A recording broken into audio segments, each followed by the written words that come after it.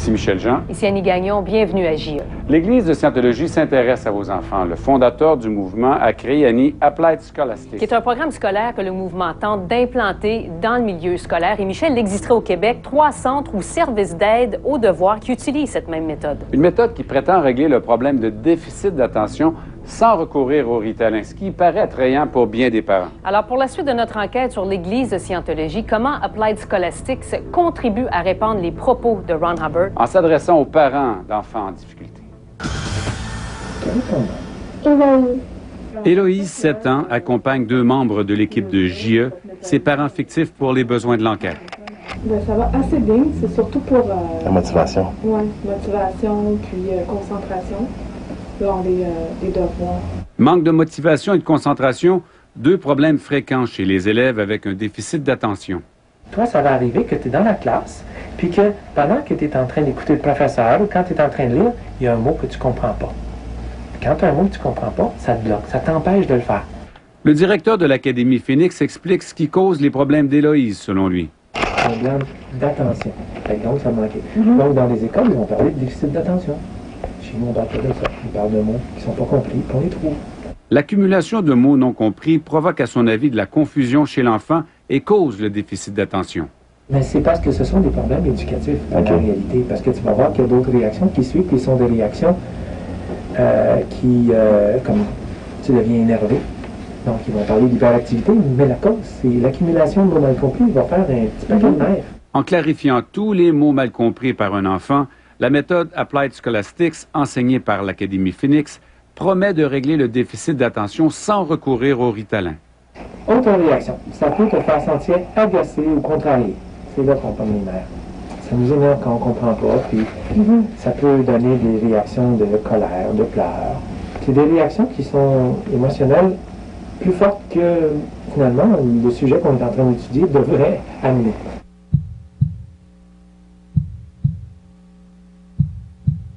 Régler les désordres d'ordre psychique sans médicaments, voilà une des grandes prétentions de l'Église de Scientologie qu'elle distille sur toutes ses plateformes. Cette vidéo, qui circule actuellement sur YouTube et Facebook, dénonce les prétendus troubles mentaux qui affectent les enfants.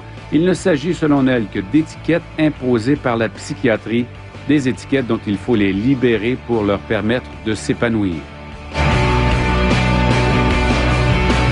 La vidéo a été payée par la Commission des citoyens pour les droits de l'homme. La commission, comme WISE, Marconon, Criminon et Applied Scholastics, fait partie intégrante de la nébuleuse scientologue. Applied Scholastics reprend le credo anti-psychiatrie de l'Église de Scientologie, cette fois en s'adressant directement aux enfants et à leurs parents. C'est lui qui a fait ça. Il s'appelle Lafayette Ronald Hubbard. Ron Hubbard. C'est un monsieur-là, c'est un philosophe. Il commença sa carrière d'auteur professionnel, transformant les expériences qu'il avait vécues en histoires très mouvementées pour les magazines de l'époque. L. Ron Hubbard a créé Applied Scholastics, mais selon Gilles Léonard, il ne s'agit pas de scientologie pour autant. Au début, c'était utilisé juste en scientologie, jusqu'en 1972. En 1972, il y a un groupe d'enseignants américains qui a entendu parler de ça. Fait que, ils sont allés voir, ils ont testé ça, ils ont trouvé que ça revenait dans l'eau, puis ils ont dit, ben nous autres, on aimerait ça faire connaître ça. Fait qu'ils leur ont donné des droits là-dessus, puis ils ont fondé Applied Scholastics. En français, ça veut dire didactique appliquée.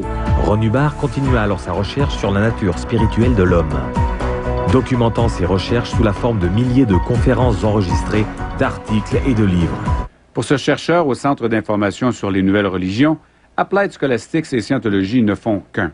Pour moi, Applied Scholastics a un lien avec la Scientologie parce qu'on fait référence à Ron Hubbard. Quand on lit les documents d'Applied Scholastics, on voit que c'est écrit Ron Hubbard. On ne le dit pas spécifiquement Église de Scientologie, mais on le voit. Fait que dès que je vois Ron Hubbard, je fais un lien direct avec la Scientologie. Gilles Léonard a refusé de nous accorder une entrevue à la caméra. Au téléphone, le scientologue maintient qu'il n'y a aucun lien entre la Scientologie et son enseignement. Il me semble qu'on peut penser que c'est proche de la Scientologie. Vous poussez le bouchon un petit peu trop loin, là. OK. Les faits sont les suivants. Les gens viennent ici, OK, et je leur présente une méthode, OK, avec laquelle nous, on travaille. Et elle donne des résultats là où d'autres solutions, OK, incluant possiblement dans le lot les solutions de la psychiatrie, Et à la fin, on obtient des résultats. C'est ça qu'il y a à retenir. Pourtant, l'insistance sur la compréhension des mots se retrouve dans plusieurs ouvrages scientologues. Ce livre du cours sur la motivation dit de ne jamais continuer votre lecture au-delà d'un mot que vous ne comprenez pas complètement. N'allez pas plus loin, trouvez le mot mal compris et obtenez sa définition. Toutes les fois qu'on rencontre, que ce soit un mot qu'on n'a pas bien compris à cause que c'est une fausse définition, que ce soit parce qu'on l'a deviné ou que ce soit qu'on ne sait pas du tout, ça va nous créer les mêmes embêtements. Même si on a une définition, mais on n'est pas sûr, ben ça va quand même nous créer problème. Cet autre livre, qui vante les mérites des méthodes d'apprentissage de Hubbard, explique que pour clarifier un mot, on le cherche dans un bon dictionnaire. Ils sont énervés parce qu'ils ont des mots qu'ils ne comprennent pas. Tu clarifies les mots, puis à mesure que tu clarifies, ils deviennent de plus en plus calmes. Je vais apprendre comment apprendre, puis la communication pour enfants.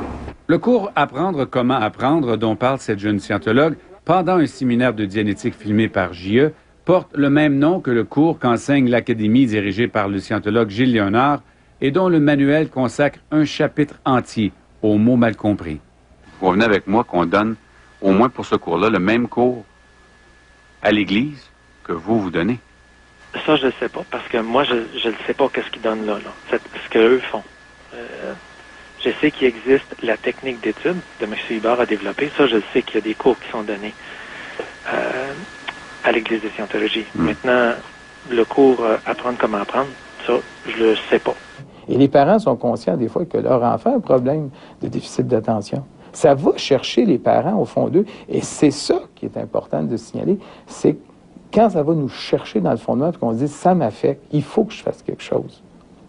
Et c'est là que s'il y a une offre qui est présente à vous, vous allez aller vers cette solution-là. Nous, on est allé chercher le service ailleurs parce que je trouvais pas personne qui, au primaire, avait les compétences là, pour la suivre à l'extérieur. Okay. Et là, quand on est arrivé pour l'inscrire, en fait, ils nous ont proposé un cours qui s'appelle « Apprendre comment apprendre ». La fille de cette mère qui désire garder l'anonymat a fréquenté l'Académie Phoenix. Apprendre comment apprendre nous semblait intéressante. Ça donnait de la confiance en soi. C'est en regardant JE qu'elle a réalisé qu'elle avait confié sa fille aux méthodes de Ron Hubbard. À un moment donné, le directeur de l'école, il nous a questionné, il nous a proposé de l'inscrire à l'école de façon permanente, là, comme élève, là, OK. La retirer en fait de son milieu scolaire. Puis moi, j'ai dit non. L'Académie Phoenix a fermé son école l'an passé, mais elle continue d'offrir de l'aide aux devoirs. Et ce, même si aucun membre du personnel ne détient de formation en enseignement autre que celle du Collège Hubbard d'Applied Scholastic. Il y a des commerces qui peuvent s'ouvrir où on enseigne.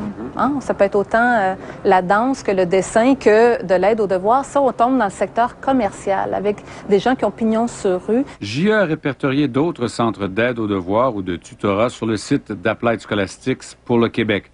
Il serait donc au moins 3 actuellement en activité.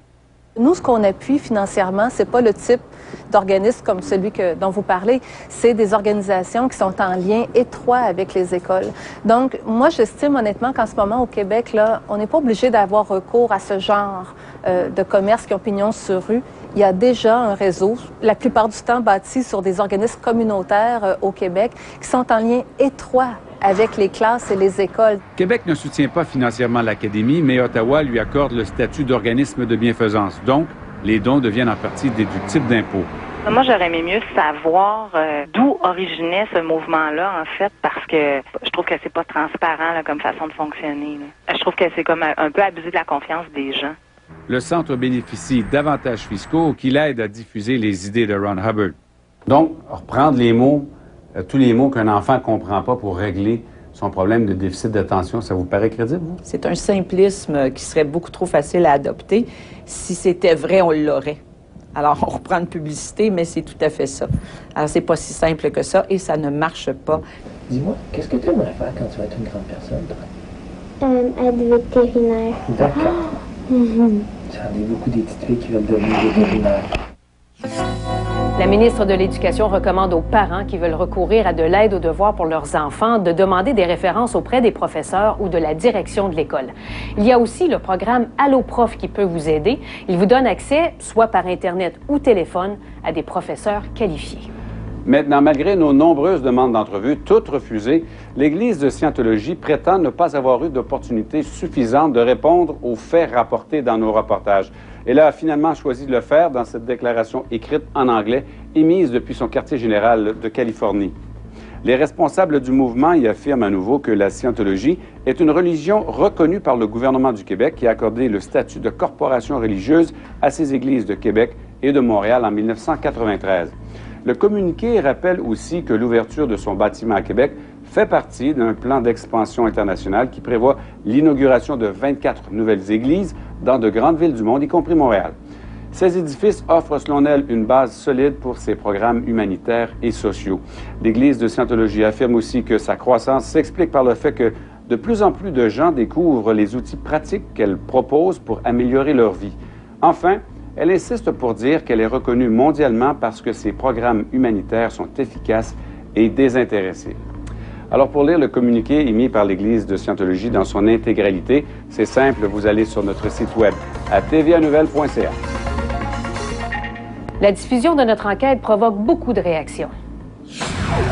La sénateure Céline Hervieux-Payette, qui avait dénoncé dans nos reportages le statut de corporation religieuse et d'organisme sans but lucratif que lui ont accordé Québec et Ottawa, a officiellement demandé aux deux paliers de gouvernement de revoir son statut. Quant à moi, c'est une organisation à but lucratif qui a 40 sociétés qui relèvent de cette soi-disant Église. Et je trouve que c'est de la fraude. À Québec, le ministre du Revenu, responsable du dossier Raymond Bachand, n'a pas retourné les appels de TVA Nouvelle. Mais les deux partis d'opposition se rangent derrière la sénateure Hervieux-Payette. Le PQ et l'ADQ croient que la situation exige l'intervention de Québec. Ouais, moi, je crois que c'est assez sérieux pour que cela mérite que l'on révise ce statut. Parce qu'il y a des avantages importants au plan financier, entre autres, qui sont attachés à ce statut. Et je crois qu'on devrait, après donc peut-être 17 ans, on devrait le réviser. Pourquoi est-ce qu'on reconnaissait le statut à des communautés religieuses? Parce qu'à l'époque, il faut le reconnaître, dans notre histoire nationale, l'Église catholique, c'était le ciment de la nation. Donc, oui, c'était sûr qu'il n'y avait pas d'impact financier par rapport à ça. Mais là, les choses ont évolué. C'est pas uniquement des avantages au plan fiscal, c'est comme une reconnaissance. Parce que, oui, exactement, une crédibilité. Parce qu'une église, que l'on soit pratiquant ou non de cette église, ça a une image crédible et c'est comme respectable.